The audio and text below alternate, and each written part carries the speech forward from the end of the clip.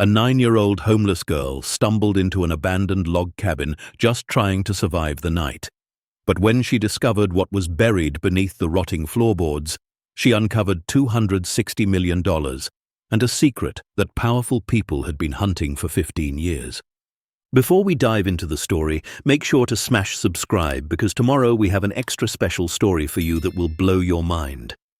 The fluorescent lights of Haven Ridge Emergency Shelter buzzed overhead like dying insects, casting a sickly yellow glow across rows of cots packed so tightly you could hear every cough, every whisper, every restless turn of bodies that hadn't known real rest in months. Maya Chen pressed herself against her mother's side on the narrow cot they shared, her small frame fitting perfectly into the curve of her mother's arm. She was 9 years old, though sometimes she felt like she'd lived 100 lifetimes already. Her mother, Rachel, smelled like the industrial soap from the motel where she cleaned rooms during the day and the French fry grease from the diner where she worked nights. Maya had learned to love that smell because it meant her mama was close, that they were together, that they were safe for at least one more night. The shelter had rules, strict ones. Doors locked at 7 in the evening sharp, no exceptions. Lights out at 9, wake up at 5:30. Everyone out by 7 in the morning, rain or shine, ice or heat. No personal belongings except what fit in one bag per person.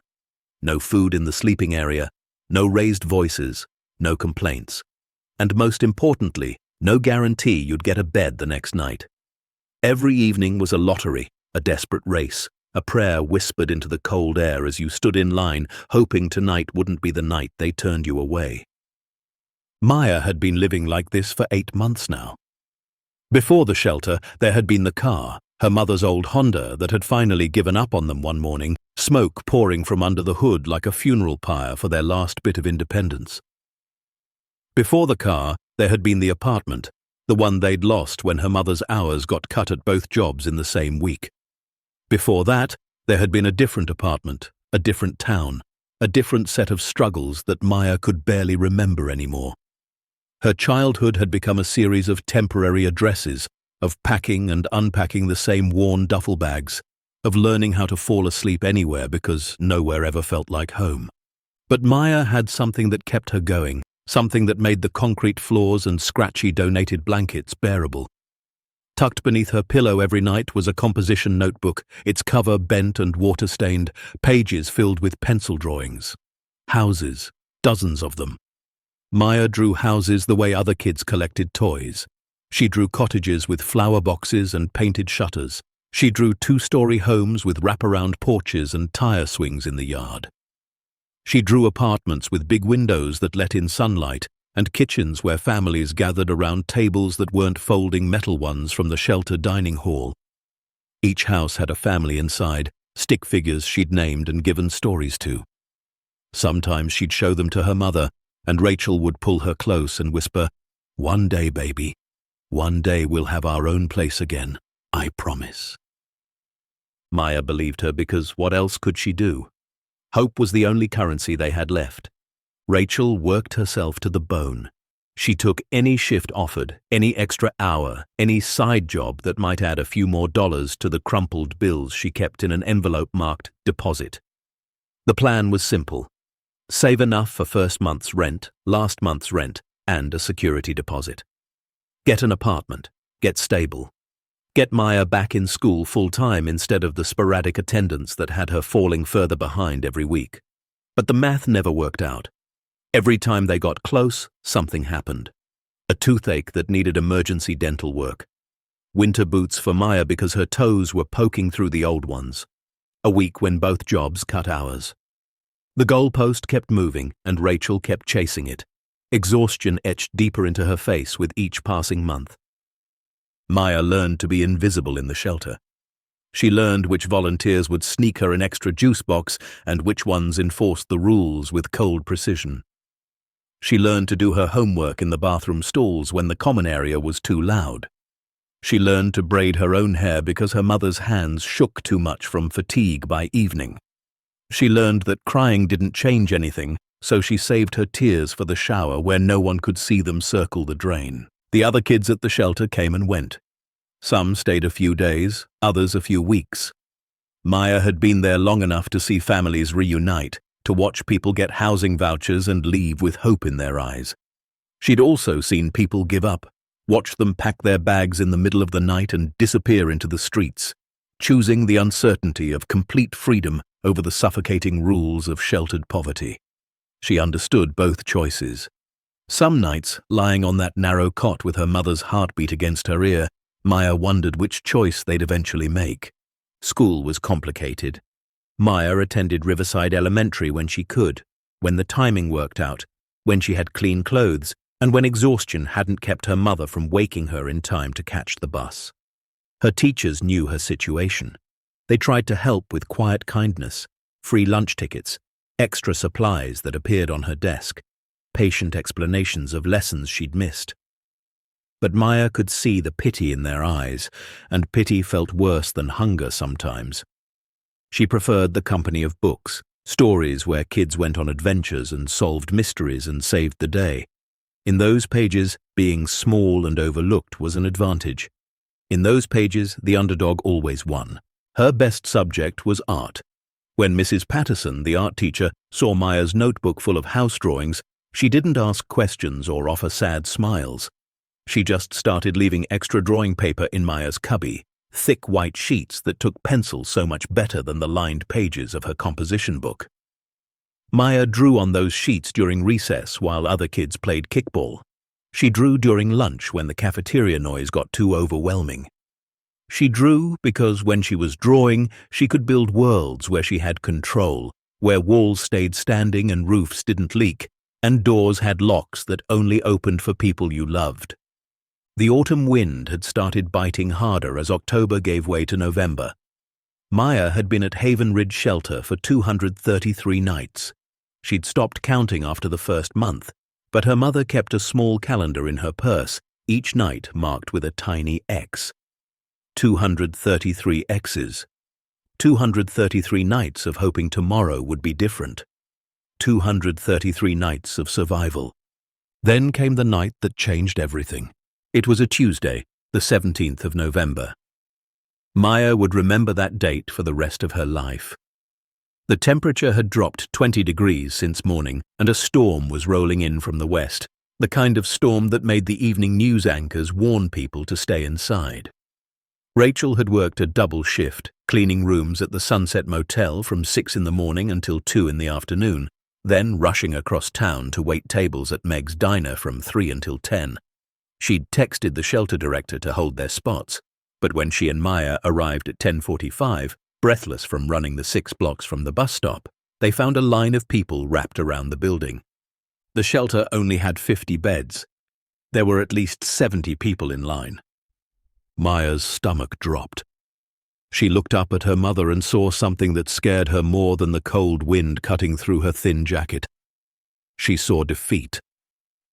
Rachel's eyes, usually so determined, so fighting, had gone flat. Her shoulders sagged. For a moment she just stood there in the parking lot, swaying slightly, and Maya realized her mother was beyond exhausted.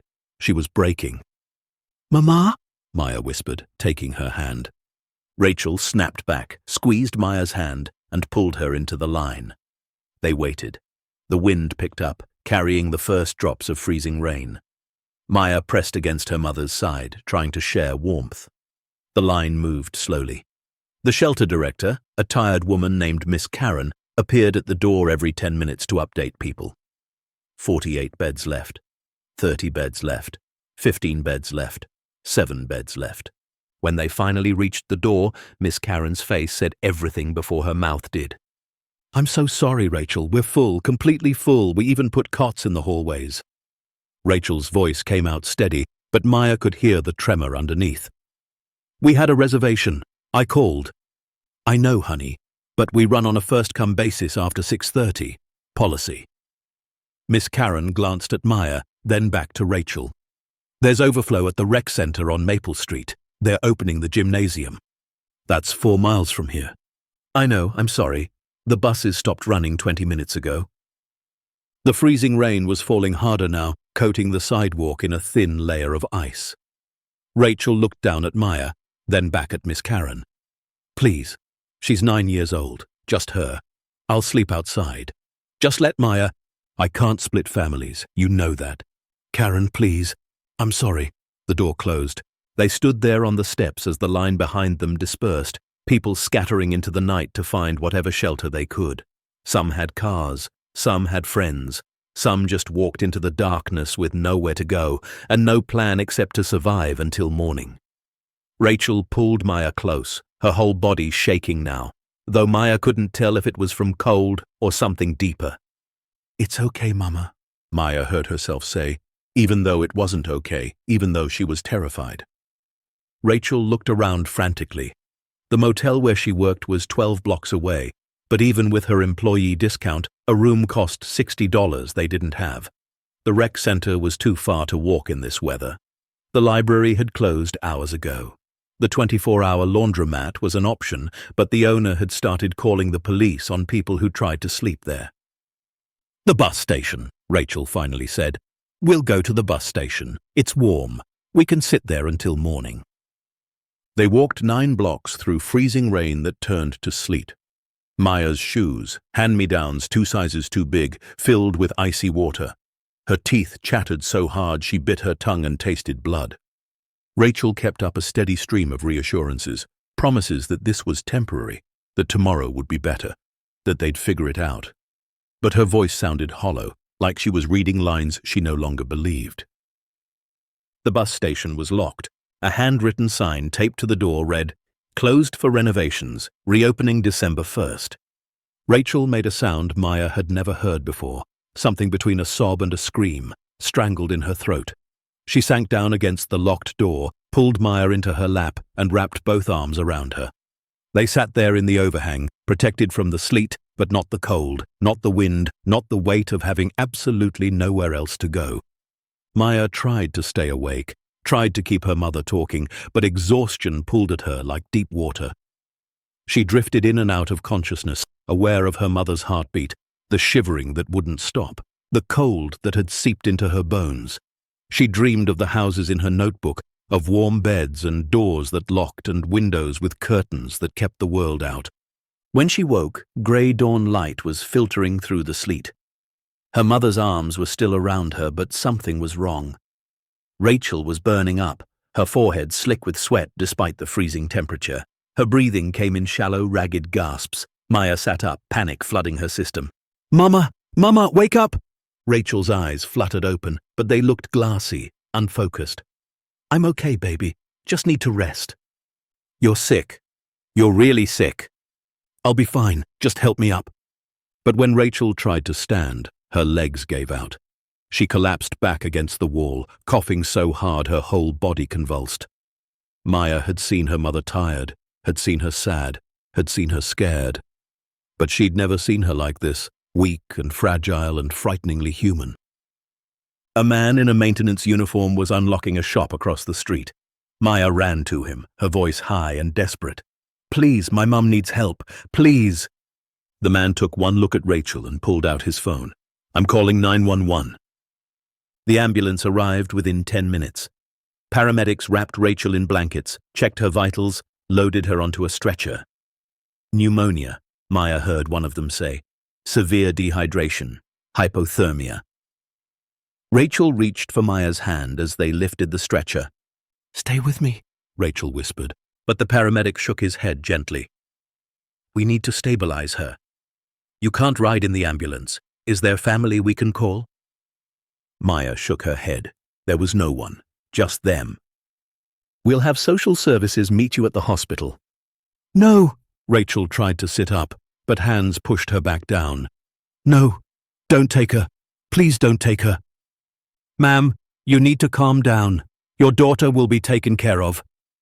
The ambulance doors closed. Maya watched it pull away, lights flashing, carrying her mother, and leaving her standing alone on a sidewalk in a town that had never felt more like enemy territory. The maintenance man stayed with her, kind but uncertain, until a police car arrived 30 minutes later.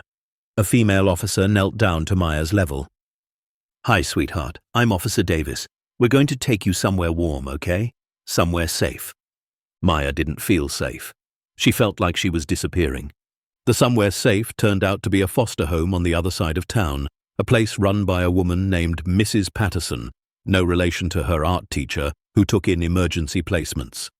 The house was clean and warm, with carpeted floors and a kitchen that smelled like cinnamon.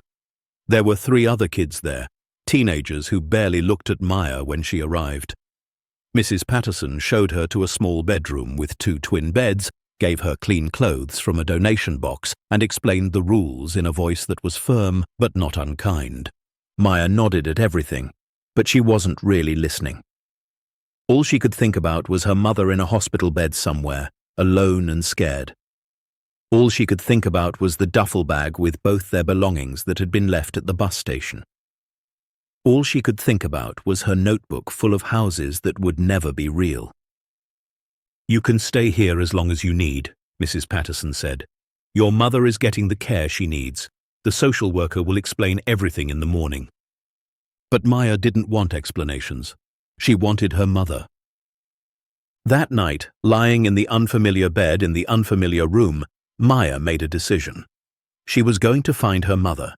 She didn't know which hospital they'd taken her to, but there were only 2 in the area.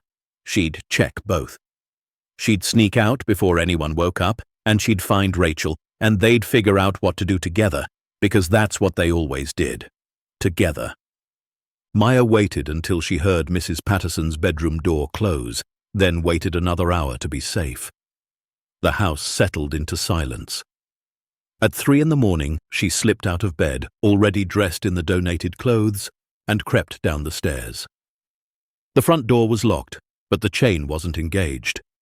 She turned the deadbolt slowly, wincing at every tiny click, and slipped outside into the cold November night. She had no plan beyond finding her mother. She didn't know the streets in this part of town. She didn't have money for a bus, even if they were running at this hour. She just started walking in what she thought was the direction of downtown, where the hospitals would be. The streets were empty and dark, lit by occasional streetlights that cast long shadows. Maya walked fast, arms wrapped around herself, jumping at every sound. A dog barked behind a fence. A car drove past, headlights sweeping over her, and she ducked behind a mailbox until it passed. She walked for what felt like hours, until her feet ached and her lungs burned from the cold air. That's when she realized she was completely lost. She'd turned down too many streets, taken too many corners trying to avoid the few cars she'd seen. Nothing looked familiar. The houses had given way to empty lots and then to woods, dense trees pressing in on both sides of a narrow road that seemed to lead nowhere. Panic began to replace determination. She was cold, alone, and lost. She'd left the foster home with nothing, not even the notebook that had been in the duffel bag at the bus station. Maya kept walking because stopping felt like giving up, and she'd learned from her mother never to give up. The road narrowed further, becoming barely more than a dirt path.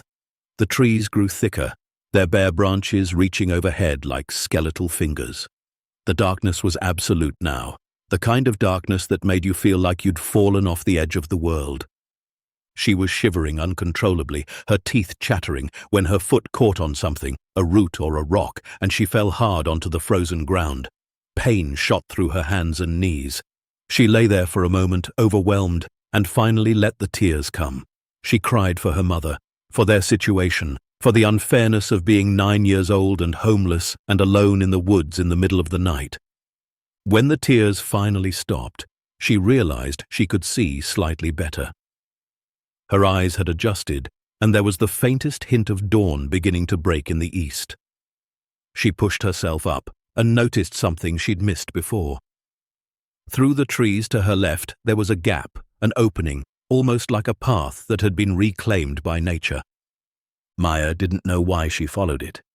Maybe because any direction felt better than sitting still. Maybe because something in her, some instinct for survival, pulled her forward. The path wound through the trees, overgrown with weeds and brambles that caught at her clothes. She pushed through, branches scratching her face and arms, until suddenly the trees opened up into a small clearing. And there, in the center of the clearing, stood a log cabin. It looked like something from a storybook, the kind of cabin where woodsmen lived or where fairy tale characters took refuge. but this one had been abandoned for a very long time. Vines covered the walls, climbing up to the peaked roof where several shingles had come loose. The windows were dark and grimy. The small porch sagged on one side. The whole structure tilted slightly, as if the earth beneath it was slowly reclaiming what had been built on its back. But it was shelter. It was 4 walls and a roof, and Maya was so cold, so tired, so completely spent that it looked like salvation. She approached carefully, testing each porch step before putting her weight on it. The wood groaned but held. The front door hung slightly crooked on its hinges, the bottom scraping against the threshold. There was no lock, just a simple latch that had long since rusted open. Maya pushed, and the door swung inward with a long, protesting creak. The smell hit her first: dust, mildew, old wood, and something else she couldn't identify, something like very old paper and leather. The interior was dim, but enough dawn light filtered through the dirty windows to reveal the basic layout. One main room with a stone fireplace taking up most of the far wall. A small kitchen area to the left with a rusty pump sink. A closed door to the right that probably led to a bedroom. Simple wooden furniture covered in layers of dust. A table, 2 chairs, a rocking chair near the fireplace. Maya stepped inside, and the floorboards creaked beneath her weight. She half expected the whole place to collapse, but it held steady. Someone had built this cabin well, built it to last. She could see craftsmanship in the notched logs, in the tight construction, in the way the walls met the ceiling without gaps. She moved deeper into the space, running her hand along the dusty mantel above the fireplace. There were objects there, covered in grime. A tin cup, a small carved wooden box, what looked like an old oil lamp. On the wall above the mantel hung a faded photograph in a cracked frame. Maya wiped the dust away and saw the image of a man, older, with a thick beard and kind eyes, standing in front of this very cabin. He held an axe in one hand and had the other hand resting on the shoulder of a young boy who smiled shyly at the camera. The photograph made the cabin feel less abandoned and more like someone's home that was simply waiting for them to return. Maya wondered about the man and the boy, where they'd gone, why they'd left this place to the forest. She opened the bedroom door cautiously. Inside was a simple rope bed with a mattress that looked old enough to be from another century. Against the wall stood a wardrobe, its doors slightly ajar. Maya opened it fully and found old clothes hanging inside, men's work shirts, heavy jackets, and on the shelf above, several thick wool blankets. The blankets were musty and probably hadn't been touched in decades, but they were intact. Maya pulled them down, shook the dust off as best she could, and wrapped one around her shoulders. The warmth was immediate, psychological if not physical. She gathered the other blankets and carried them back to the main room. In the corner near the fireplace, she found a stack of old newspapers, yellowed and brittle. The dates she could make out read 1987, 1988. This place had been abandoned for over 30 years. She used some of the newspapers to make a nest of sorts near the fireplace, layering blankets on top. It wasn't much, but it was better than the concrete floor of the bus station, better than the freezing ground outside. Maya curled up in her makeshift bed, pulled the blankets over herself, and finally felt safe enough to close her eyes. The cabin was silent except for the sound of wind moving through the trees outside and the occasional creak of old wood settling. She thought about her mother in the hospital, hoped she was warm and getting better. She thought about Mrs. Patterson, probably discovering by now that she was gone. She thought about how much trouble she was in, but she was too exhausted to care. Sleep pulled at her, heavy and irresistible. Just before she slipped under, she noticed something she'd missed before. One of the floorboards near her makeshift bed looked different from the others. It sat slightly higher, not quite flush, but her eyes were closing and her body was shutting down, and the observation drifted away like smoke. Maya slept. When she woke, sunlight was streaming through the windows in bright shafts, illuminating thousands of dust motes floating in the air like snow. She sat up, momentarily disoriented, before remembering where she was. The cabin looked different in daylight. less frightening, almost cozy despite the decay. The logs that made up the walls were thick and solid, chinked with what looked like a mixture of mud and straw that had held up remarkably well. The stone fireplace dominated the space, its dark opening large enough for Maya to stand in if she wanted. She stood, her body stiff and sore from sleeping on the hard floor, and began to explore more thoroughly. In the kitchen area, she opened the cabinets and found tin plates, cups, ancient jars with content so old they'd turned to powder or solid, unidentifiable masses. But in the back of one cabinet, she found 3 mason jars that looked intact, sealed tightly. She held one up to the light. It looked like preserved fruit, maybe peaches, the liquid inside still clear. Maya's stomach growled fiercely. She hadn't eaten since lunch the day before, and the sight of food, even 30-year-old canned food, made her mouth water. But some instinct held her back. She wasn't that desperate yet. She continued her exploration, finding small treasures that spoke of the life that had once filled this space. A chess set with hand-carved wooden pieces. Books on a shelf, their covers warped from moisture but still readable. Titles about forestry and carpentry and wildlife. A journal on the mantel that she was afraid to touch because it looked so fragile. She didn't want to disturb whatever life had been lived here, didn't want to erase the careful order someone had established. Then she noticed the floorboard again, the one that sat higher than the others. In the full light of day, it was more obvious. Maya knelt beside it, running her fingers along the edge. It definitely wasn't flush with the others. She pressed down on one end, and the other end lifted slightly. Her heart began to beat faster. She'd read enough books, seen enough movies to know what this might be. A hiding place, a secret compartment, every kid's dream discovery. She looked around for something to help pry the board up, and found a rusty fireplace poker leaning against the stones. She wedged it under the lifted edge and pushed down carefully, not wanting to break the old wood. The board resisted, then gave with a crack that made her freeze, listening for any sound that might indicate the cabin was about to collapse. Silence. She worked the poker deeper, leveraging the board up inch by inch, until finally it came free with a groan of old nails pulling from ancient wood.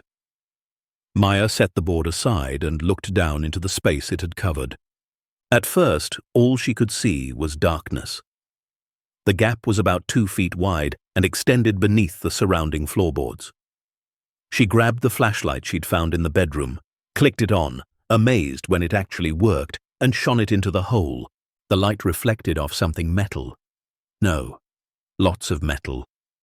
Her breath caught. She reached down, her arm barely long enough, and her fingers touched cold steel. She gripped what felt like a handle and pulled. It was heavy, but she managed to drag it up into the light. A metal case, old and sturdy, with a simple latch. Her hands shook as she opened it. Inside, wrapped in oilcloth, were bundles of paper. She unwrapped one carefully and stared in confusion at what she held. Old money. Very old. Bills with dates from the 1930s and 1940s. Different denominations, 20s, 50s, hundreds. She counted the first bundle. $2,000. And there were at least 20 more bundles in the case. Maya's mind raced. This wasn't possible. This couldn't be real. But the money felt real in her hands, the paper thick and textured unlike modern bills. She looked back into the hole beneath the floor, shone the light deeper, and saw more. More cases. Her heart hammering now, she reached for another one, pulled it up with both hands, muscles straining. This one was even heavier. When she opened it, gold gleamed back at her. Small bars, each stamped with numbers and symbols she didn't understand. And beneath those, another layer of carefully wrapped bundles. Maya sat back hard, the flashlight dropping from her shaking hands and rolling across the floor. The beam of light came to rest, pointing at the photograph above the mantel, illuminating the kind eyes of the bearded man who had once called this cabin home. What had he been hiding? Why had he buried a fortune beneath his floor and then abandoned it? And what was she supposed to do now? Maya sat frozen on the dusty floor of the abandoned cabin, staring at the gold bars gleaming in the morning light. Her mind couldn't process what her eyes were seeing. She was 9 years old, homeless, lost in the woods, and she'd just pulled what had to be a fortune from beneath the floorboards of a forgotten cabin. None of it made sense. Everything about the last 2 days felt like a fever dream, like she'd fallen asleep at the bus station and never woken up. She reached out slowly, touched one of the gold bars with a single finger as if it might disappear like smoke. It was solid, cold, real. She picked it up, surprised by its weight, turned it over in her small hands. Numbers were stamped on one side, but they meant nothing to her. On the other side, an eagle spread its wings above words she couldn't fully read in the dim light. Maya set the gold bar down carefully and looked back into the dark space beneath the floor. How much more was down there? She grabbed the flashlight again, leaned over the opening, and shone the light deeper into the cavity. The beam revealed more metal cases stacked against what looked like wooden supports beneath the cabin. She counted at least 6 more, maybe more beyond those, extending back into shadows the flashlight couldn't quite reach. Her hands were shaking so badly she had to set the flashlight down and take several deep breaths. This wasn't just someone's emergency savings. This wasn't a few $100s hidden away for a rainy day. This was something else entirely, something that made her stomach twist with fear and excitement in equal measure. She stood up, needing to move, needing to think. She paced the length of the small cabin, her footsteps echoing on the old wooden floor. Through the grimy windows, she could see the forest surrounding the clearing, dense and protective. No one knew she was here. No one even knew this cabin existed, probably. It had been abandoned for over 30 years, according to those old newspapers. The man in the photograph, the one with the kind eyes and the beard, he'd left this place and never come back. And he'd left a fortune buried beneath his floor. Why? Maya stopped pacing and looked at the photograph again, really looked at it. The man stood proud and strong, one hand on the boy's shoulder. They looked happy. This had been their home, their sanctuary. So what had happened? Where had they gone? And why leave behind something so valuable? Her stomach growled loudly, reminding her that she hadn't eaten in over 24 hours. The adrenaline from her discovery was wearing off, replaced by the familiar gnawing hunger she'd learned to live with. She walked to the kitchen area and looked again at the mason jars of preserved fruit. One of them had a label, handwritten in faded ink. Peaches, August 1986. 39 years old. Maya turned the jar over in her hands, checking for any signs of spoilage. The seal looked intact, the liquid inside still clear, the peach slices still recognizable. She'd learned about canning from a volunteer at the shelter who'd grown up on a farm. If properly sealed, canned goods could last for decades, even if the quality degraded. Her stomach made the decision for her. She twisted the lid, heard the satisfying pop of the seal breaking, and carefully fished out a peach slice with her fingers. It was sweet, softer than fresh fruit but not mushy, and it was the most delicious thing Maya had ever tasted. She ate slowly, savoring each bite, making it last. The sugar hit her empty stomach and spread warmth through her body. She drank some of the syrup, sweet and thick, and immediately felt more alert, more capable of thinking clearly. She needed a plan. She couldn't just stay in this cabin forever, even if part of her wanted to. Her mother was in the hospital, probably awake by now, probably terrified about where Maya was. Mrs. Patterson had surely called the police. People were looking for her. Eventually, someone would find this place, find her, find the fortune beneath the floor.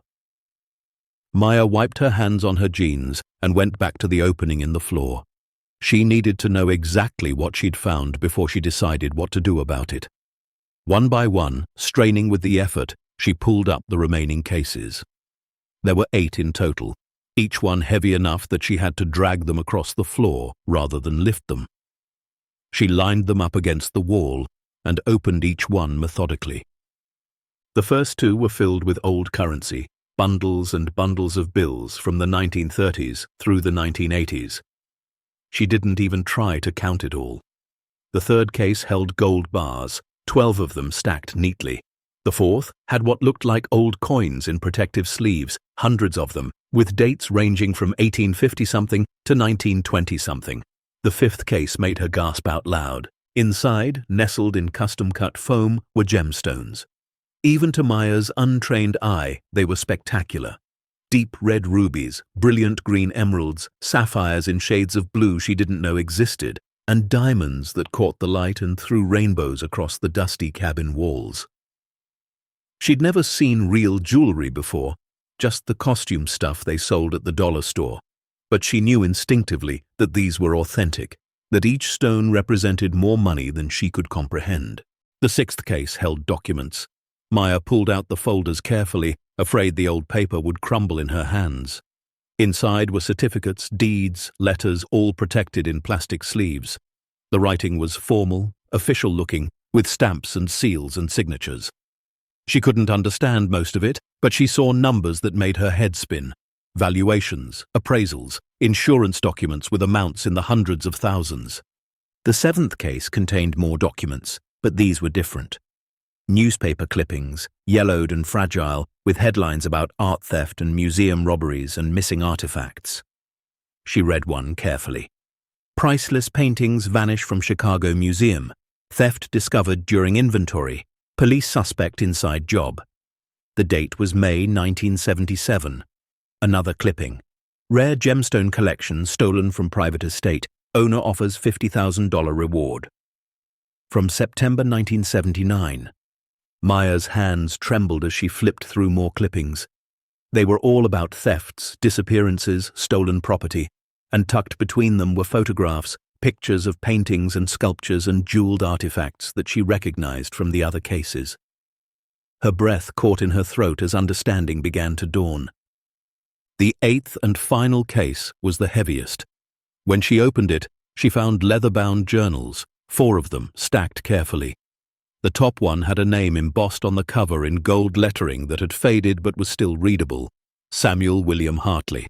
Maya sat cross-legged on the floor, pulled the top journal into her lap, and opened it carefully. The handwriting was neat, precise, the kind that came from someone educated and deliberate. The first entry was dated January 3rd, 1976.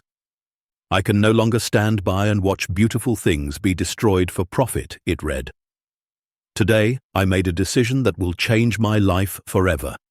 I am leaving the museum, leaving the city, leaving behind the corruption and greed that has poisoned everything I once believed in. If they want to steal from history, then I will steal it back. Not for myself, but for preservation, for protection, for the future when perhaps the world will be ready to appreciate these treasures properly. Maya read on, her eyes growing wider with each page. Samuel Hartley had been a museum curator, someone who authenticated and catalogued valuable art and artifacts. Over the years, he'd discovered a network of wealthy collectors who were paying museum employees to steal pieces from storage, items that wouldn't be missed for years if ever. He'd reported it to the authorities, but nothing happened. The collectors were too powerful, too connected. So Samuel decided to take matters into his own hands. He spent months planning. He had access to storage facilities across multiple institutions. He knew which pieces were scheduled to be stolen by the criminal network. And he got to them first.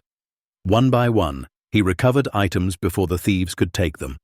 Paintings, sculptures, gemstones, coins, artifacts worth millions. He documented everything meticulously, planning to one day return them all to their rightful owners when he had enough evidence to bring down the entire operation. But something went wrong. Maya flipped through the journal faster now, searching for the part where it all fell apart. She found it in an entry from November 1978. They know. I don't know how, but they know someone has been interfering. Marcus came to my apartment tonight. He didn't threaten me directly, but the message was clear. Stop or disappear. I have no choice now. I'm taking everything, every piece I've recovered, and I'm leaving.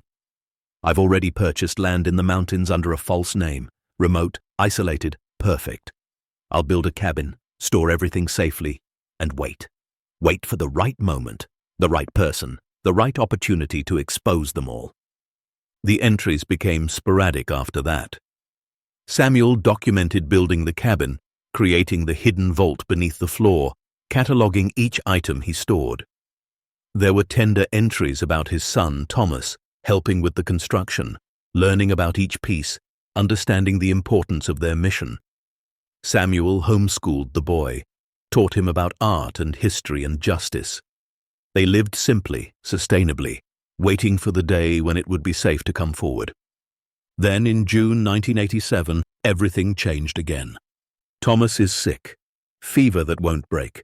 The nearest hospital is 40 miles away, and I'm afraid to take him, afraid they'll track us. But I'm more afraid of losing him. We're leaving tonight. I'll store the journals with everything else, seal it all, and pray we can return. If we can't, if something happens, then perhaps someday someone will find this. Someone honest. Someone who will finish what I started. That was the last entry, Samuel's neat handwriting ending mid-hope, mid-prayer. Maya sat in silence, the journal heavy in her lap. She looked around at the 8 cases, at the fortune they contained, and suddenly it didn't feel like treasure anymore. It felt like responsibility, like a burden too heavy for a 9-year-old girl to carry.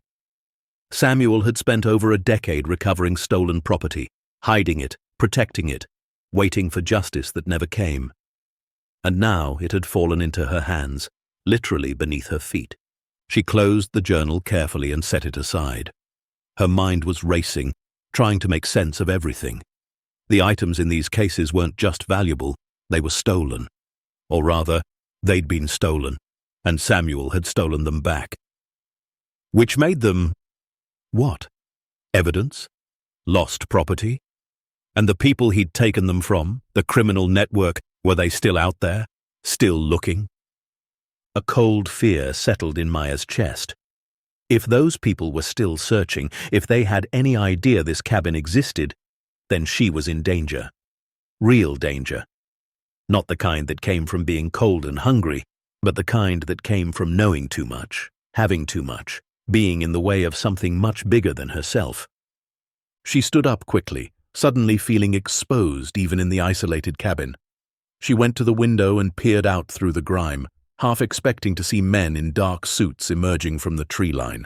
But there was nothing except wind moving through the bare branches, nothing except the peaceful clearing and the protective forest beyond. Maya forced herself to breathe slowly, to think rationally. No one knew she was here. She'd been lost, completely and utterly lost, when she'd stumbled upon this place. The path was overgrown, barely visible. The cabin wasn't on any map she'd ever seen. Samuel had chosen this location specifically because it was remote and hidden. She was safe, for now. But she couldn't stay forever. Eventually she'd have to leave, have to face the world she'd run from. And when she did, what would she do about all of this? Tell someone? Keep it secret? Try to return the items to their rightful owners like Samuel had intended? The thought of trying to accomplish Samuel's mission made her laugh, a slightly hysterical sound in the silent cabin. She was 9 years old. She was homeless. She couldn't even take care of herself. Couldn't even find her way back to town without getting lost. How could she possibly take on a task that a grown man with knowledge and resources hadn't been able to complete? What happens next will turn this young girl's discovery into a decision that could change everything, reveal secrets people have killed to protect, and remind us that sometimes the smallest hands can carry the heaviest truths. Stay tuned to see what happens next. If you're enjoying the story, please like, share, and subscribe for more. Maya spent the rest of the day exploring the cabin more thoroughly, this time looking for clues about Samuel and Thomas, about what had happened to them after they'd left. In the bedroom, she found clothes in the wardrobe that ranged from adult sizes down to children's sizes that would have fit a boy around 10 or 11. She found books on the shelf with a child's name written inside. This book belongs to Thomas Hartley. She found a wooden toy horse, hand-carved, worn smooth from handling. Each discovery made Samuel and Thomas feel more real, more human. They weren't just names in a journal anymore. They were a father and son who'd lived in this cabin, who'd eaten at that table, who'd sat by that fireplace on cold nights. who'd made a choice to hide from the world to protect something valuable, something important. Maya made herself another meal from the preserved food, this time finding a jar of what looked like vegetable soup that had been pressure canned. It was still good, still safe to eat, and the warm food in her stomach helped ground her, helped her think more clearly. As afternoon faded toward evening, she realized she needed to make some decisions. First, she needed to secure the cabin. If she was going to stay here, even temporarily, she needed to make sure no one could surprise her. She checked all the windows, found that most of them were stuck shut with age and moisture anyway. The door didn't lock, but she found a heavy wooden beam that she could use to bar it from the inside. She tested it several times until she was satisfied it would hold against anyone trying to force their way in. Second, she needed to hide the cases again. Leaving them stacked against the wall felt too exposed, too obvious. One by one, she dragged them back to the opening in the floor and lowered them into the cavity beneath. It was harder going down than it had been coming up, and by the time she'd returned all 8 cases to their hiding place, her arms ached and sweat dripped down her face despite the cold. She replaced the floorboard carefully, but not all the way. She left it loose enough that she could remove it again if needed, but secure enough that it wouldn't immediately draw attention. Then she scattered some of the dust and debris back over it, trying to make it look undisturbed. She kept out only one thing: Samuel's journals.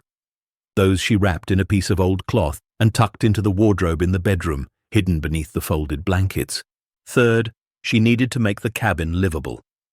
If she was going to be here for more than one night, and she was beginning to think she might be, she needed to make it comfortable. She cleaned the worst of the dust from the furniture using water from the pump sink.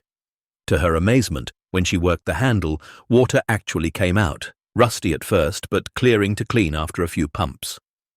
Samuel must have dug a well, must have built this place to be completely self-sufficient. She gathered wood from the forest outside, deadfall that was dry enough to burn, and stacked it near the fireplace. She found matches in the kitchen, old wooden ones that still struck. Soon she had a small fire going, the first warmth she'd felt since leaving the foster home. The smoke drew up the chimney perfectly, another sign of Samuel's careful construction. As darkness fell and the temperature dropped, Maya sat in front of the fire wrapped in wool blankets, watching flames dance across the stones. The cabin felt different now, less abandoned and more inhabited. The shadows seemed friendly rather than threatening. For the first time in as long as she could remember, Maya felt something like peace. But the peace was complicated, twisted up with guilt and fear and uncertainty. Her mother was out there somewhere, probably healed enough by now to be asking about her, probably being told that her daughter had run away, was missing, was being searched for. Maya's chest ached, thinking about Rachel's fear, her worry. But Maya couldn't go back, not yet, not until she understood what she'd found, not until she knew what to do about it. She pulled one of Samuel's journals from its hiding place and read by firelight, learning more about the man who'd built this sanctuary. He'd been brilliant, educated, passionate about art and history. He'd worked at prestigious museums, written papers on authentication techniques, been respected in his field. But he'd also been idealistic, unable to compromise when he saw wrong being done. That idealism had cost him his career, his safety, his life as he'd known it. Yet, reading between the lines of his careful entries, Maya sensed he hadn't regretted the choice. He'd believed in what he was doing. He'd been willing to sacrifice comfort and security for the sake of protecting beauty, of preserving history for future generations. He'd taught those values to his son, hoping Thomas would one day help him complete the mission. But what had happened to them? The journal entries ended so abruptly in 1987. Had they made it to the hospital? Had Thomas recovered? Or had something worse happened? Maya had no way of knowing, and the not knowing sat heavy in her chest. She set the journal aside and stared into the fire. Tomorrow, she decided, she would venture out just far enough to figure out where she was, to get her bearings. Maybe find a road, see a sign, understand how far she'd wandered from town. She needed information before she could make any real decisions. And maybe, just maybe, she could find a way to check on her mother without being caught, without being sent back to the foster home. That night, Maya slept in the rope bed in the bedroom, the old mattress surprisingly comfortable despite its age. She dreamed of the man and the boy from the photograph, working together to build the cabin, laughing as they stacked logs, proud of what they were creating. She dreamed of the items hidden beneath the floor, glowing with an otherworldly light, calling out to their rightful homes. She dreamed of her mother, reaching for her across an impossible distance, their fingers almost touching but never quite meeting. She woke to sunlight streaming through the bedroom window and the sound of birds singing in the trees outside. For a moment, she forgot where she was, forgot everything that had happened. Then it all came rushing back. The storm, her mother's illness, the foster home, getting lost, finding the cabin, discovering the fortune. Maya got up and went through the motions of a morning routine. She pumped fresh water and washed her face and hands. She ate the last of the peaches from the jar she'd opened. She banked the fire and added fresh wood. Then she put on one of the heavy jackets from the wardrobe, one that had probably belonged to Thomas but fit her well enough, and prepared to venture outside. Before she left, she stood in front of the photograph above the mantel. "I'll take care of it," she whispered to Samuel's image. "I don't know how yet, but I promise I'll try to finish what you started." The man in the photograph seemed to look back at her with those kind eyes, and Maya felt something shift inside her. She wasn't just a homeless girl hiding from the world anymore. She was a guardian now, a protector of something important. Samuel had trusted the future to bring the right person to this cabin. Somehow, impossibly, that person was her. She pulled the heavy jacket tighter around herself, took one last look around the cabin to make sure everything was secure, and stepped out into the cold November morning. The forest surrounded her, vast and ancient and full of secrets. But Maya was learning that she had secrets of her own now, buried beneath floorboards in a cabin that didn't exist on any map. She followed the overgrown path away from the clearing, this time paying careful attention to landmarks so she could find her way back.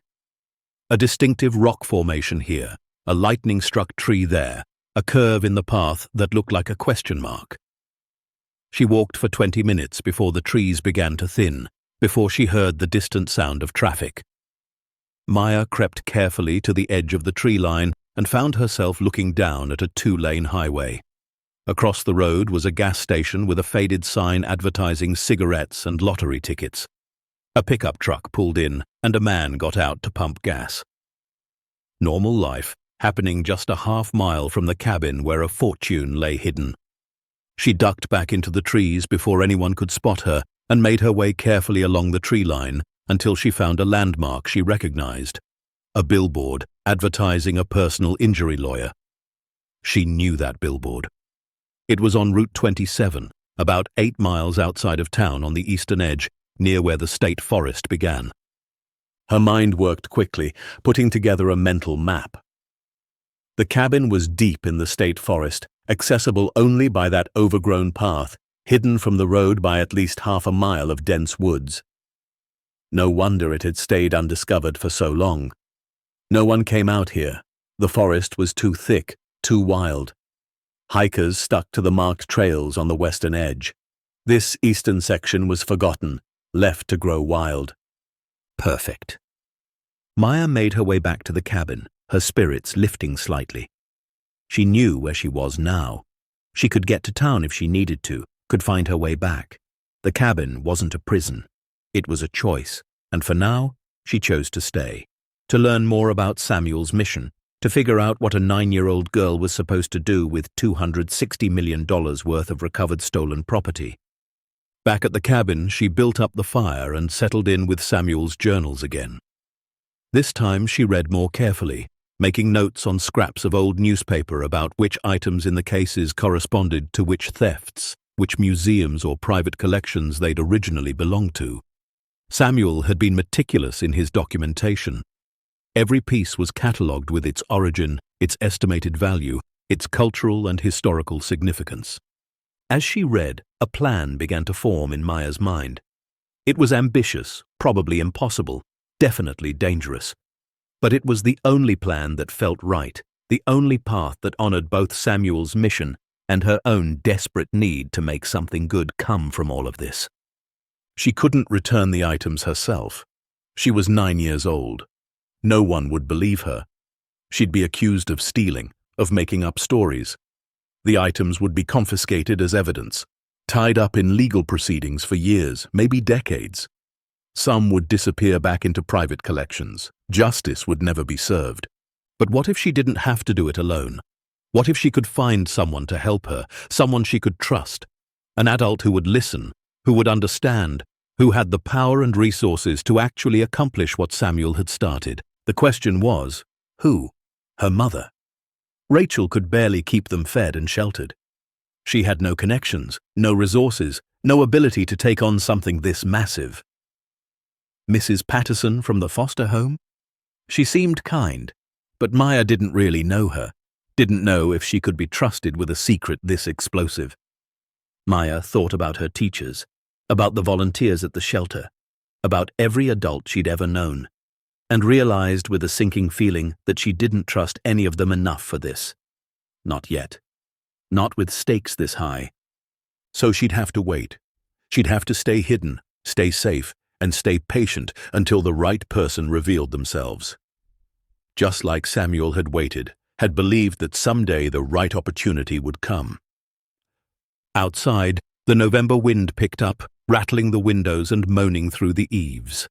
But inside the cabin, Maya sat warm by the fire, surrounded by journals and history and the weight of a dead man's dream. She was 9 years old, homeless, alone, and in possession of one of the biggest secrets in the state. And somehow, impossible as it seemed, she was exactly where she needed to be. Maya survived in the cabin for 3 weeks before everything changed. She'd fallen into a routine that felt almost normal, if you could call living alone in an abandoned cabin in the woods normal. She'd wake with the sun, pump water from the well, eat from the dwindling supply of preserved food, and spend her days reading Samuel's journals and trying to understand the magnitude of what she'd found. At night, she'd sit by the fire and sketch in the margins of old newspapers, drawing not houses anymore but plans, ideas, possibilities for what came next. She'd ventured into town only twice, moving like a ghost through the edges of the community. The first time she'd walked to the hospital and stood across the street, watching the main entrance for hours until she saw a social worker she recognized from the shelter leaving the building.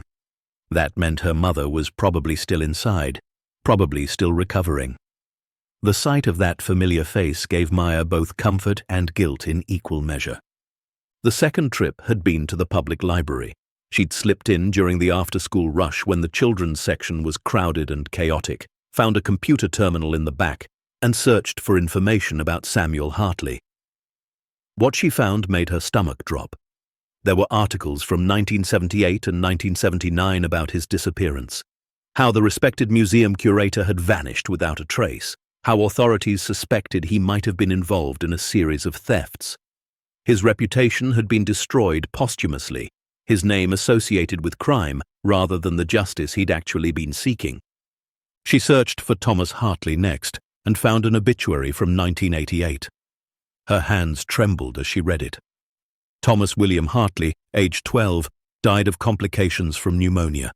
Survived by his father, Samuel Hartley, location unknown. No service held. The words were clinical, cold, hiding the tragedy of a boy who died because his father had been too afraid to seek help, too worried about being found. Maya had cried in that library bathroom, mourning a boy she'd never met, a boy whose clothes hung in the cabin wardrobe, whose toy horse sat on the bedroom shelf. Thomas had died, and Samuel had disappeared completely after that, his grief swallowing him whole. The mission to return the stolen items had died with them, buried beneath floorboards in a cabin the world had forgotten. Until now. Until a 9-year-old homeless girl had stumbled through the trees and found what everyone else had missed. On the 23rd day in the cabin, Maya made her usual trip to the general store on the edge of town. She'd been careful, so careful, taking different routes, going at different times, always wearing Thomas's oversized jacket with the hood pulled up. She had a small amount of old coins she'd taken from one of the cases, Nothing rare or valuable, just common coins from the 1950s and 60s that she could spend without raising suspicion. She'd use them to buy bread, peanut butter, crackers, things that would last. She was in the canned goods aisle, trying to decide between soup and beans, when she felt it. That prickling sensation on the back of her neck that meant someone was watching. She turned slowly, casually, and saw him through the gap in the shelving. A man in a dark coat standing near the front window, but his eyes were locked on her. Not the casual glance of a stranger, the focused attention of someone who'd been looking. Maya's heart hammered against her ribs. She set down the can she'd been holding and walked toward the back of the store, trying not to run, trying not to show fear. She glanced over her shoulder. The man was following, moving through the aisles parallel to hers, keeping her in sight. She abandoned her shopping basket and headed for the rear exit, the one that led to the alley behind the building. The door was heavy, but adrenaline gave her strength. She shoved it open and ran, her feet pounding against pavement, then gravel, then dirt as she left the edge of town and headed for the tree line. She didn't look back until she was deep in the forest, lungs burning, legs shaking. When she finally stopped and turned, she saw him, the man in the dark coat, standing at the edge of the trees, not following but watching. He was older, maybe 50, with graying hair and a face that looked like it had forgotten how to smile. And he was staring at the forest like he could see through the trees, like he knew exactly where she was going. Maya pressed herself against a thick oak trunk, her breath coming in panicked gasps. How did he know? How could he possibly know? She'd been so careful. Unless he'd been watching longer than just a day. Unless he'd seen her before, followed her before, and was just now making himself known. She waited 20 minutes before moving, every sense alert for sounds of pursuit, but the forest remained silent except for wind and birds. Finally, she made her way back to the cabin, taking a circuitous route, doubling back several times to make sure she wasn't followed. When she reached the clearing, everything looked untouched. The cabin sat peaceful and silent, smoke from her morning fire long since dissipated. But Maya didn't feel safe anymore. Someone knew she was out here. Someone was looking, and she had no idea what they wanted or how much they knew. She barred the door from inside and checked every window. That night, she didn't light a fire, didn't want the smoke to give away her location. She huddled in the bedroom, wrapped in blankets, listening to every creak and groan of the old cabin, jumping at every sound from the forest outside. Sleep came in fitful bursts, filled with nightmares of men in dark coats finding the cabin, finding the fortune, finding her. Morning brought no relief. Maya was exhausted, terrified, and completely alone. For the first time since finding the cabin, she seriously considered leaving, abandoning Samuel's mission, just disappearing into the system and hoping the foster care shuffle would hide her. But even as she thought it, she knew she couldn't. The items beneath the floor deserved to be returned. Samuel deserved to have his name cleared. And somehow, impossibly, she was the only person who could make it happen. She was sitting on the porch steps, trying to decide what to do, when she heard footsteps on the overgrown path. Maya's entire body went rigid. She looked around frantically for a place to hide, but it was too late. Someone was emerging from the trees. But it wasn't the man in the dark coat. It was a woman, older, maybe 60, with silver hair pulled back in a loose bun and kind eyes that crinkled at the corners. She wore practical clothes, jeans and a flannel shirt and hiking boots, and she carried a wicker basket covered with a checkered cloth. She stopped when she saw Maya, but she didn't look surprised. "Hello there," she said, her voice gentle. "I thought I might find you here." Maya stood slowly, poised to run. "Who are you?" "My name is Grace Holloway. I live about a mile west of here at the edge of the forest." She lifted the basket slightly. "I've been leaving food on these steps for the past 2 weeks. I'm glad to finally meet you properly." Maya blinked in confusion. "You've been leaving food?" "The bread and cheese you found last Tuesday, the thermos of soup on Thursday, the bag of apples yesterday." Grace smiled softly. "I know someone's been staying here. I've seen smoke from the chimney, noticed the path is less overgrown. I figured whoever it was could use a little help." "Why didn't you call the police?" Maya asked, her voice barely above a whisper. Grace tilted her head, studying Maya with eyes that seemed to see everything. "Because anyone hiding this deep in the woods probably has a good reason. And because I'm not in the habit of turning scared children over to authorities unless I'm certain it's the right thing to do." Maya felt something crack inside her chest. This stranger, this woman she'd never met, had been watching over her, protecting her, without asking for anything in return. Tears welled up in her eyes before she could stop them. Grace set the basket down and sat on the porch steps, careful to maintain distance, not crowding Maya's space. "I'm not here to make you do anything you don't want to do," she said quietly. "But if you want to talk, I'm a pretty good listener, and if you're in trouble, real trouble, I might be able to help." Maya stood frozen, every instinct screaming at her not to trust, not to hope, not to believe that help could come without a price. But there was something about Grace, about the way she sat calmly on the steps like she had all the time in the world, about the kindness in her eyes that didn't come with pity attached. Something that made Maya want to trust even when trust felt impossible. "There was a man," Maya heard herself say, "yesterday, at the store. He was watching me, following me." Grace's expression shifted, became more serious. "What did he look like?" Maya described him. The dark coat, the greying hair, the face that looked carved from stone. Grace's mouth pressed into a thin line. "I've seen him," she said. 3 times in the past week, driving slowly on the roads near the forest. Once parked near the trailhead. I thought he might be a hunter, but hunting season doesn't start for another month." She looked at Maya carefully. "Do you know who he is? Why he might be looking for you?" Maya's mind raced. Should she tell Grace everything? About her mother in the hospital, about running from the foster home, about the fortune beneath the cabin floor. It was too much, too big, too dangerous to share. But then again, she was 9 years old and completely out of her depth, and Grace had been protecting her for weeks without asking for anything in return. "I'm in trouble," Maya said slowly. "Not the kind where I did something wrong, the kind where I found something I wasn't supposed to find."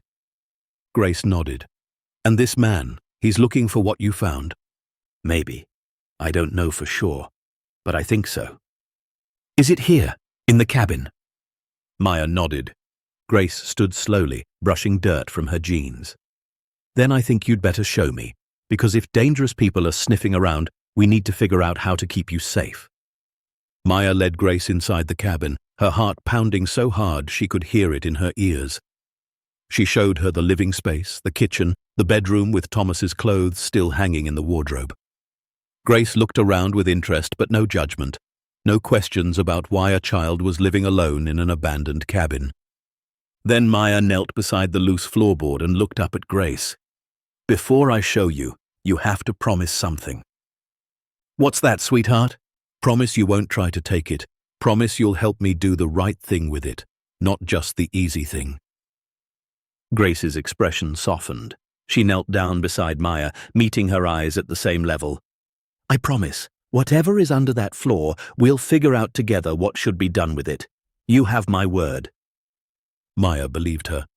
She didn't know why, couldn't explain it rationally, but some deep instinct told her Grace Holloway was exactly who she seemed to be. Someone who still believed in doing right, even when it was hard. She pried up the floorboard and pulled out the first case. Grace helped her lift it, and together they set it on the floor.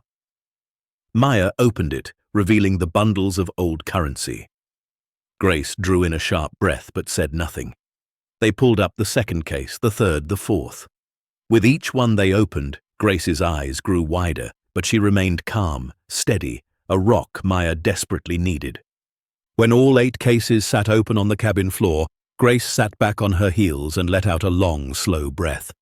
"Sweet mercy," she whispered. "How much is here?" $260 million, Maya said. "Give or take. Most of it is stolen property that was recovered by the man who used to live here. His name was Samuel Hartley. He was trying to return everything to the rightful owners, but something happened. His son died, and he disappeared, and nobody knew any of this was here, until me. Grace turned to look at Maya, really look at her, and her eyes were shining with unshed tears. How old are you, child? 9? And you've been protecting this all by yourself? Maya nodded. Grace reached out slowly, giving Maya time to pull away if she wanted to, and gently squeezed her shoulder. You're the bravest person I've ever met. You know that? The words broke something open inside Maya. She started crying, great heaving sobs that she'd been holding back for weeks, for months, maybe for her entire life. Grace pulled her close, and Maya let herself be held, let herself be small and scared, and 9 years old for the first time since this whole nightmare began. When the tears finally stopped, Grace handed her a tissue from her pocket and waited patiently while Maya composed herself. Then she asked the question Maya had been dreading. What's your story? The real one. Why were you in these woods alone? So Maya told her. Everything. About living in shelters with her mother, about the night they were turned away, about Rachel getting sick and being hospitalized, about the foster home and running away to find her mother and getting lost and stumbling onto the cabin. She told Grace about finding the fortune, about reading Samuel's journals, about discovering that the items were recovered stolen property worth millions. She told her about the man at the store, about being afraid but not knowing what to do or who to trust. Grace listened without interrupting, her hand resting gently on Maya's back, a steady presence that said, "You're not alone anymore." When Maya finished, Grace was quiet for a long moment. "Your mother," she finally said. "Do you know which hospital?" "Memorial, on 16th Street. And you've been out here for 3 weeks without anyone knowing where you are?" Maya nodded, shame coloring her cheeks. "I know she's probably scared. But I didn't know what else to do. I couldn't just leave all this. Samuel spent his whole life protecting it. I can't let it be stolen again." Grace squeezed her shoulder. "You have a good heart, Maya, but you're also a child who needs her mother, and your mother needs to know you're alive and safe." "But if I go back?" "If you go back, they'll put you in foster care again while your mother recovers. I understand that. But there might be another way." Grace paused, choosing her words carefully. "I'm a retired schoolteacher. I've done foster care before, emergency placements. I still have my license, keep it current for situations exactly like this. What if I contacted social services and offered to take you in temporarily? That way, you'd be in the system, legal and safe, but close to your mother, close to here." Hope flared in Maya's chest, bright and painful. "You'd do that? Take me in? Even knowing about all of this?" "Especially knowing about all of this," Grace said firmly. "Because you're right that this fortune needs to be handled carefully. And you're also right that you can't do it alone. Samuel Hartley spent years recovering these items and documenting everything. His work shouldn't be lost because powerful people want to keep their crimes buried." She looked around at the open cases. "But we need to be smart about this, strategic. And the first step is getting you safe and legal so no one can use your situation against you." "What about the man, the one watching me?" Grace's expression hardened. "That's exactly why we need to move quickly. If he's who I think he might be, then he's been searching for this cabin for a very long time. We need to document everything, create copies of Samuel's journals, get the important information somewhere safe before anyone realizes we know what we have." Over the next several hours, Grace and Maya worked together. Grace had brought a digital camera in her basket, one of those older models that still used memory cards. She photographed every page of Samuel's journals, every item in every case, every document and certificate and newspaper clipping. Maya told her what she'd learned from her reading, about the criminal network Samuel had discovered, about which museums and private collections the items had originally belonged to. Grace took notes in a small spiral notebook, her teacher's handwriting neat and precise. "We'll need an ally," she said as she worked. "Someone with authority, someone who can't be bought or intimidated. Do you know anything about the people Samuel was trying to expose?" Maya flipped through one of the journals to a page she'd marked with a torn piece of newspaper. "He mentions names, people who worked at museums but were actually helping coordinate the thefts. Some of them are probably dead by now. It's been almost 40 years. But there's one name that appears over and over. Marcus Brennan. He was Samuel's partner at the museum. Samuel trusted him at first, even told him about some of the pieces he was recovering. But Marcus was actually part of the network. He's the one who threatened Samuel, the one who made him run. Grace stopped writing. Marcus Brennan. Do you know what he looks like? There's a photograph.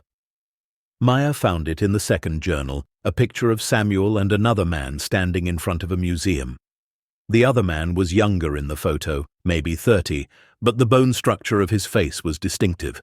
Strong jaw, deep-set eyes, a look of intensity that bordered on obsession. Grace stared at the photograph, her face pale. That's him, the man I've been seeing around the forest. He's older now, grayer, but that's definitely him. Maya felt ice slide down her spine. He's still looking. After all these years, he's still searching. Which means the network is probably still active, Grace said grimly. And they want these items back, not to return them to their rightful owners, but to sell them on the black market. She set down her camera and looked at Maya seriously. This is bigger than I thought, more dangerous. We need help from someone at the federal level, FBI maybe, or US Marshals. But who can we trust? Maya asked. Samuel tried going to authorities before. They didn't listen. They didn't care. Grace was quiet for a moment, thinking. Then her face brightened slightly. My nephew, David. He's an investigator with the State Attorney General's office. He specializes in art fraud and cultural property crimes. I haven't spoken to him in a few years. We had a falling out over something silly, but he's a good man. Honest. Relentless when he gets onto a case. You think he'd help? I think if I show him even a fraction of what you found, he'll move heaven and earth to protect you and bring these people to justice. Grace started packing up her camera and notes. But first, we need to get you officially placed in my care. Can you stay here one more night? Keep everything locked up tight. I'm going to make some calls, pull some strings, and by tomorrow we should be able to move forward. Maya wanted to say yes, wanted to believe it could be that simple. But fear had taken root deep in her chest. What if Marcus finds the cabin tonight? What if he comes? Grace pulled something from her jacket pocket. A whistle, the kind coaches used at sporting events. You keep this. If anyone comes, anyone at all, you blow this as hard as you can. I'll hear it. My house isn't that far, and I'll come running. She pressed the whistle into Maya's hand. You're not alone anymore, sweetheart. I've got your back. After Grace left, Maya secured all 8 cases back in their hiding place beneath the floor. She replaced the board carefully and scattered debris over it just as she'd done before. Then she ate some of the food Grace had brought, real fresh food, sandwiches and fruit and cookies that tasted like hope. She kept the whistle on a cord around her neck, her fingers touching it every few minutes for reassurance. As darkness fell, she didn't light a fire again. She sat in the bedroom with a blanket wrapped around her shoulders, watching the window, listening to the forest. Every sound made her jump. The whisper of wind through the trees, the crack of a branch, the distant call of an owl hunting in the darkness. Somewhere out there, Marcus Brennan was searching. A man who'd spent nearly 40 years looking for a fortune he believed belonged to him and his criminal associates. A man who'd threatened Samuel, who'd driven him into hiding, who may have been responsible for the circumstances that led to Thomas's death. And that man was close, so close, circling the forest like a predator who'd finally caught the scent of prey. But Maya wasn't alone anymore. She had Grace, and tomorrow, if everything went according to plan, she'd have more help. People with authority and resources and the power to actually do something with the evidence Samuel had so carefully preserved. She touched the whistle around her neck and allowed herself to hope. Hope that justice might finally come for the people who'd stolen beauty and history for profit. Hope that Samuel's name might be cleared, his mission completed. Hope that a 9-year-old homeless girl and a retired schoolteacher might accomplish what seemed impossible. Outside, the November wind picked up, rattling the windows and moaning through the eaves. But inside the cabin, Maya closed her eyes and imagined her mother's arms around her, Imagine telling Rachel that everything was going to be okay, that they'd found a way forward, that the nightmare was almost over. Tomorrow, she thought. Tomorrow everything changes. Grace arrived at the cabin just after dawn, and she wasn't alone. Maya heard the vehicles before she saw them, the rumble of engines on the dirt road that shouldn't have been there, and her first instinct was to run. But then she heard Grace's voice calling her name, calm and reassuring, and she peeked through the window to see not police cars, but unmarked SUVs, and Grace standing in the clearing with a man who looked like an older version of her, same kind eyes, same determined set to his jaw. Maya unbarred the door and stepped onto the porch. Grace smiled and gestured to the man beside her. "Maya, this is my nephew, David Holloway. He's the investigator I told you about." David approached slowly, hands visible, non-threatening. He was maybe 40, with dark hair starting to grey at the temples and the careful movements of someone used to working with frightened witnesses. "Hello, Maya. My aunt tells me you've made an extraordinary discovery, one that could help solve cases that have been cold for nearly 4 decades. "Are you going to arrest me?" Maya asked, her voice small. David shook his head immediately. "No, absolutely not. You haven't done anything wrong. In fact, from what Grace has told me, you've protected evidence that many people would have simply stolen for themselves. That makes you a witness, not a criminal, and my job is to protect witnesses." 3 more people emerged from the SUVs. David introduced them.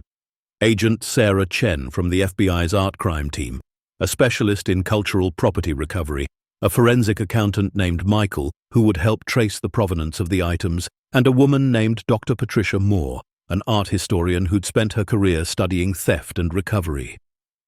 They all looked at Maya with expressions that weren't pity or suspicion, but something closer to respect. "Before we go any further," David said, "I want you to understand something. Everything we do from this point forward will be with your consent and with protections in place for you and your mother. Grace has already filed for emergency foster placement, and the court approved it this morning. You're legally in her care now, which means no one can force you to do anything or separate you from someone you trust." Maya felt tears prick her eyes.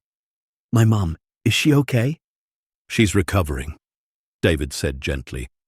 "She's been frantic about you, but Grace spoke with the hospital social worker this morning. Your mother knows you're safe, and we're arranging for you to see her this afternoon." He paused. "But first, we need to secure this site and document everything you've found. Can you help us do that?" Maya nodded and led them inside.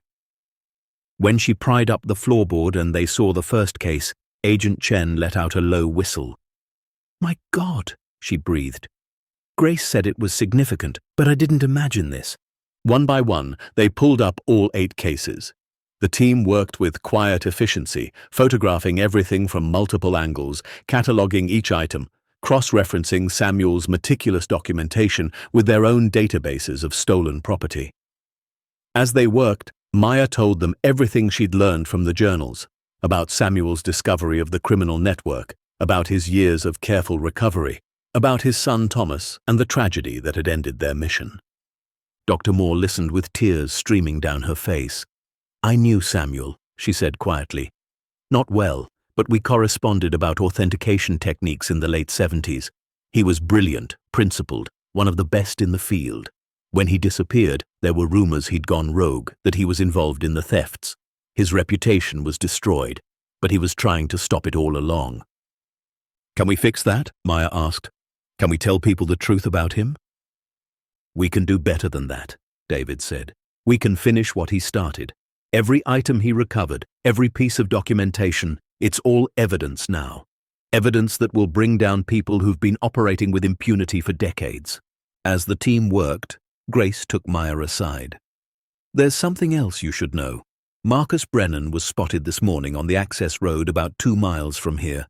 Local police have him under surveillance, but he hasn't been arrested yet. We don't have enough evidence to connect him to current criminal activity, just the historical documentation from Samuel's journals." Maya's stomach clenched. "He knows this place exists. He's been searching for it all these years." "Which is why we're moving everything today," David said, overhearing. Every item, every document goes into federal custody.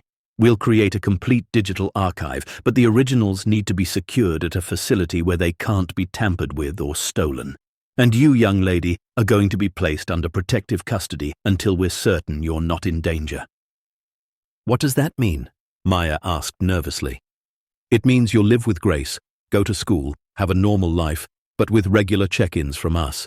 It means if anyone tries to intimidate you or your mother, they'll have the full weight of federal law enforcement to deal with." David smiled.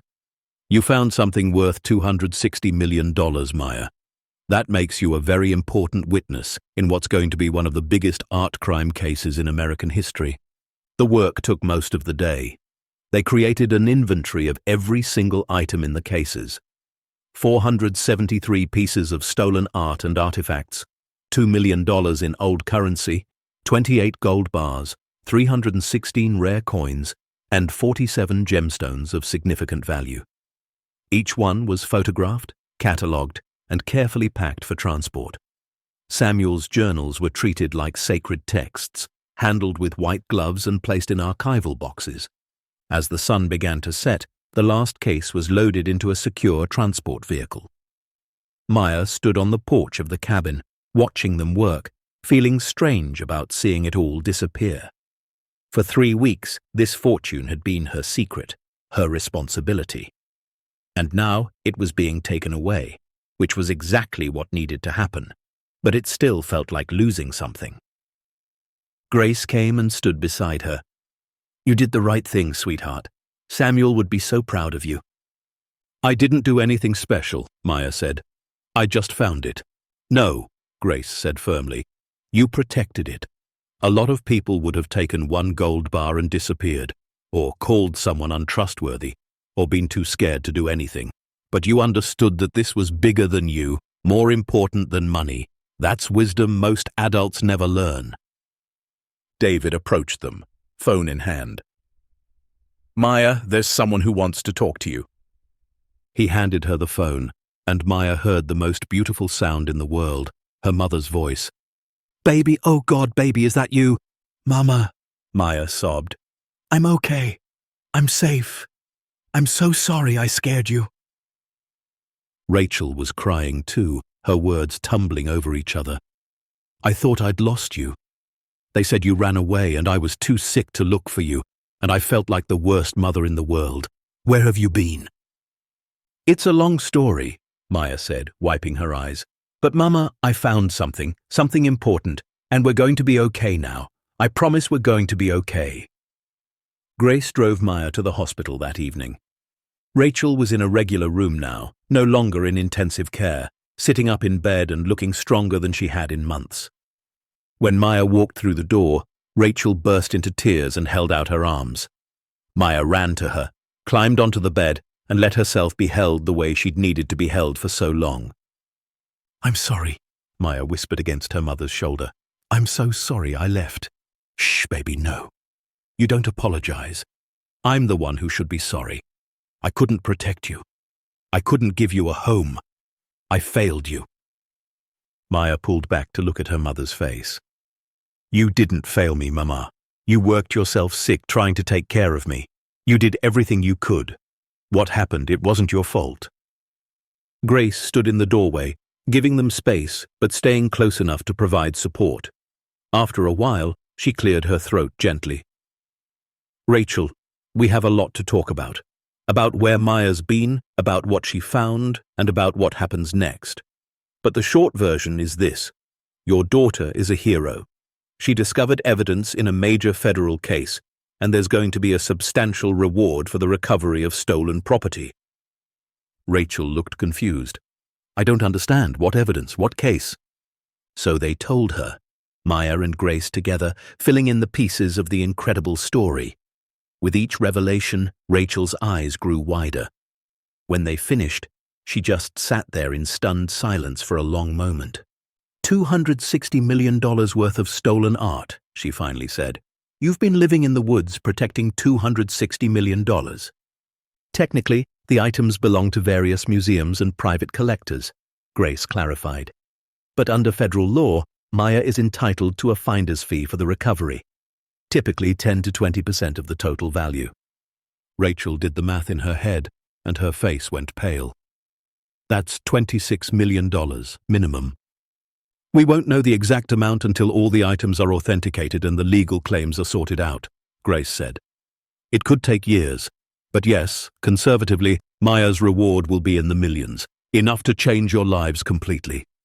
Rachel pulled Maya close again, and they both cried, but this time from relief, from hope, from the overwhelming knowledge that their nightmare was finally ending. The legal proceedings moved faster than anyone expected. Marcus Brennan was arrested 3 days later when he attempted to break into a federal evidence facility, confirming his connection to the criminal network. His arrest led to a cascade of other arrests, wealthy collectors and museum employees who'd been part of the theft ring for decades. Some had died, some had retired, but several were still active, still stealing and selling cultural treasures on the black market. Maya's identity was protected throughout the investigation.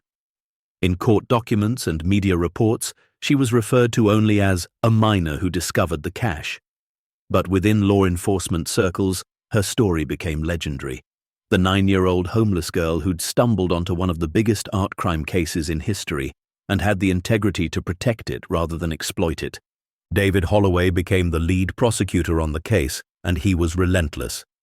Using Samuel's meticulous documentation, he built an ironclad case against the entire network. The trials took 18 months, but in the end, 14 people were convicted on charges ranging from theft to fraud to conspiracy. Marcus Brennan received a 25-year sentence. During those 18 months, Maya's life transformed in ways she never could have imagined. She lived with Grace in a cozy house at the edge of the forest, close enough to the cabin that she could visit it sometimes, far enough from her old life that she could begin to heal. Rachel completed her recovery and moved into a small apartment nearby, one she could actually afford thanks to the advance on Maya's reward that the court authorized for living expenses. Maya went to school full-time for the first time in years. She was behind in some subjects, ahead in others, but her teachers worked with her patiently. She made friends, real friends, who invited her to birthday parties and sleepovers, and didn't know anything about her past except that she lived with Miss Grace and had a really interesting story she couldn't talk about yet. The cabin became an official historical site, protected by the state as the location where Samuel Hartley had preserved his incredible collection. Historians studied it, documented it, tried to understand the man who'd sacrificed everything for the sake of protecting beauty and history. Maya visited often, sometimes alone, sometimes with Grace, sitting on the porch steps where she'd first met the woman who'd become like a grandmother to her. She kept Thomas's toy horse on her shelf at Grace's house, a reminder of the boy who'd helped his father build something important, who'd died too young, but whose memory lived on in the cabin walls and in the mission that was finally being completed. When the items were finally returned to their rightful owners, it made international news. Museums around the world celebrated the recovery of pieces they'd thought were lost forever. Families who'd had heirlooms stolen received them back with tears and gratitude. And Samuel Hartley's name was cleared, his reputation restored, his story told with the honor and respect it deserved. A documentary film crew came to interview Maya when she turned 11. By then, the legal proceedings were complete, and she was allowed to tell her story publicly. She sat in Grace's living room, her mother beside her, and talked about finding the cabin, reading Samuel's journals, understanding that some things were more important than personal survival. "I was homeless and hungry," she told the interviewer. "I could have taken one gold bar and disappeared. I could have sold it and had enough money to help my mum, but that would have meant Samuel's work was for nothing. It would have meant the criminals won, and I couldn't let that happen." The interviewer asked what she'd learned from the experience. Maya thought carefully before answering. "I learned that you don't have to be big or powerful to make a difference. You just have to be willing to do the right thing even when it's hard, even when you're scared, even when no one would blame you for choosing the easy path." She paused. "Samuel taught me that, even though I never met him. He chose the hard path every single day for years. And in the end, it mattered." The documentary won awards. Maya's story inspired thousands of people. But the real impact was quieter, more personal. It was in the way Rachel no longer worked herself to exhaustion, how she could afford medical care and healthy food and a car that didn't break down. It was in the way Maya excelled at school, her natural intelligence finally given room to flourish. It was in the afternoons spent at Grace's house, learning to bake cookies and plant gardens and simply exist without crisis. Maya's reward was finalized when she was 12, $28,400,000, placed in a trust that she'd gain access to gradually as she aged. The interest alone was more than most families earned in a year. But Maya and Rachel lived modestly, carefully, never forgetting where they'd come from or how quickly circumstances could change.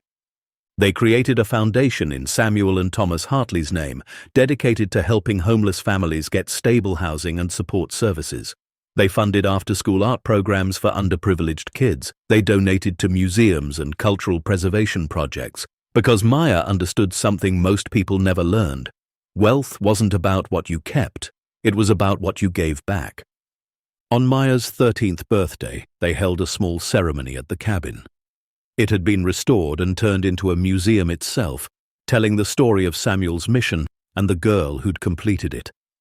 A plaque was unveiled, bronze letters on polished wood, in memory of Samuel and Thomas Hartley, who believed that protecting beauty was worth any sacrifice, and in honor of Maya Chen, who proved that courage comes in all sizes and that one person's integrity can change the world. Maya stood in front of that plaque with her mother on one side and Grace on the other. David and the whole investigation team gathered around, and she felt something she'd never felt before. Not pride exactly, but peace. The knowledge that she'd been part of something bigger than herself, that she'd honored a dead man's dream and helped bring justice to those who'd thought themselves untouchable. Later, after the ceremony, she walked through the cabin alone. It looked different now, preserved and protected, with Samuel's journals displayed behind glass and photographs of the recovered items on the walls. Visitors came through daily, reading about the curator who'd fought corruption and the homeless girl who'd found his legacy. But to Maya, it would always be the place where she'd learned that shelter wasn't just about four walls and a roof. It was about finding your purpose, discovering your strength, and understanding that even in your darkest moment, even when you think you have nothing, you always have the choice to do right. She stopped in front of the photograph of Samuel and Thomas, the same one that had hung above the mantel all those years. Someone had cleaned and restored it, but the kind eyes of the bearded man looked the same, still seemed to see straight into her soul. "I did it," she whispered to the image. "I finished what you started, and I'm going to keep going, keep helping people, keep protecting things that matter, because you taught me that's what gives life meaning." The cabin was quiet around her, but it felt full, crowded with memory and purpose and the ghosts of everyone who'd been changed by what happened here. Maya closed her eyes and could almost hear it. The echo of hammers building these walls, the scratch of a pen in a journal, the laughter of a father and son working together, the whisper of a promise kept. By the time Maya graduated high school at 17, she'd already been accepted to 5 prestigious universities. She chose to study art history and criminal justice, wanting to follow in David's footsteps, wanting to continue the work of recovering and protecting cultural treasures. She'd testified in 3 more art crime cases, her expertise valued despite her young age. She'd written a book about her experience, with proceeds going to homeless youth services. But she never forgot where she started. Every year on the anniversary of finding the cabin, she and Rachel spent the day volunteering at homeless shelters, serving food, sorting donations, sitting with people who felt invisible and reminding them they mattered, because Maya remembered what it felt like to be overlooked, to be desperate, to believe the world had forgotten you existed. "You saved us," Rachel told her once, sitting in the kitchen of the house they'd eventually bought, a modest place with a porch swing and a garden, nothing extravagant but everything they needed. "No, Mama," Maya replied. "We saved each other. You taught me to survive. Samuel taught me why to survive. Grace taught me I didn't have to do it alone. And all of that together, it taught me who I want to be." The cabin still stood in the forest, protected and preserved, a monument to the idea that one person's dedication could ripple across decades and change lives they'd never meet. School groups visited regularly, learning about art crime and cultural preservation and the importance of integrity. And every single group heard the same story, about a curator who chose justice over comfort, about a boy who helped his father build something meaningful, and about a 9-year-old homeless girl who stumbled onto their legacy and refused to let it be buried. Sometimes, late at night, Maya would drive out to the cabin and sit on those porch steps where she'd first met Grace. She'd look up at the stars through the trees and think about all the moments that had led her here, all the choices that had seemed impossible at the time but had turned out to be exactly right. She thought about the floorboard she'd pried up, revealing a fortune and a mission. She thought about the journals that had shown her what real courage looked like. She thought about Grace appearing on the path, like an answer to a prayer she hadn't known how to say. She thought about her mother's face when they were finally reunited, the relief and love and pride all mixed together. And she thought about all the people out there right now, struggling like she'd struggled, feeling alone like she'd felt alone, not knowing that sometimes salvation came in the most unexpected forms. A hidden cabin, a stranger's kindness, a dead man's dream. Anyone can change the world if they're brave enough to protect what matters and strong enough to ask for help when they need it. Maya Chen had been 9 years old, homeless, and terrified when she found that cabin. But she'd also been exactly what Samuel Hartley's mission needed. Someone with nothing to lose and everything to gain from doing the right thing. Someone small enough to be overlooked but strong enough to matter. She stood from the porch steps, took one last look at the cabin that had changed her life, and walked back to her car. Tomorrow she'd start her freshman year at university.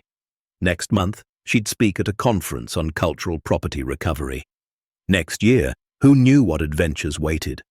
But tonight, driving back through the forest toward the lights of town, toward Grace's house where hot chocolate and conversations about everything and nothing would stretch into the evening, toward her mother's apartment where they'd have Sunday dinner and laugh about old times and dream about future ones, Maya felt something she'd never quite believed possible in those desperate days at the shelter.